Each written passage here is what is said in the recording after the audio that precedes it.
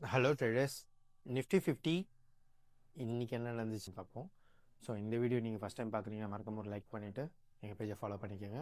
Nifty 50 நேற்று நாங்கள் சொல்லியிருந்தோம், இந்த ஜோன்ஸ்லாம் மார்க்கெட் பிரேக் அவுட் பண்ணிச்சுன்னா ஸோ இந்த ரெசிஸ்டன்ஸ் வரைக்கும் போகுன்றதை நம்ம சொல்லியிருந்தோம். மார்க்கெட் ஆனால் இங்கேருந்து இவ்வளோ பெரிய கேப் அப் பண்ணி நம்ம சொன்ன ஜோனில் தான் ஓப்பனே ஆகி இன்றைக்கி ஒரு 15 மினிட்ஸ் கேண்டில் போட்டுச்சு. அந்த கேண்டில்குள்ளேயே இன்றைக்கி வந்து அக்யூமுலேட் ஆகி இன்றைக்கி வந்து நமக்கு நிஃப்டி 50ல் நோ ட்ரேடு. ஆல்ரெடி ப்ரீவியஸாக இருந்ததை புக் பண்ணிவிட்டு நோ ட்ரேட் நாங்கள் ஃபிக்ஸ் பண்ணிட்டோம். அண்ட் ஆல்சோ ஈக்விட்டியில் இன்றைக்கி நல்லா கல்யாண் ஜுவல்லரிஸ், டிக்ஸான் அதில் போய்ட்டு நல்லா ப்ராஃபிட் பண்ணோம்.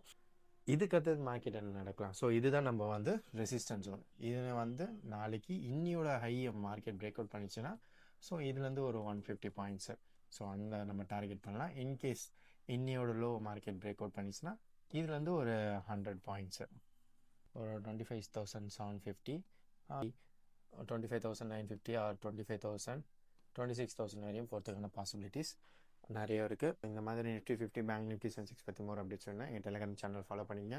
லிங்க் பையில் இருக்குது. இன்ஸ்டாகிராம் பேஜை ஃபாலோ பண்ணிங்க. நான் யூடியூப்பை சப்ஸ்கிரைப் பண்ணிக்கோங்க.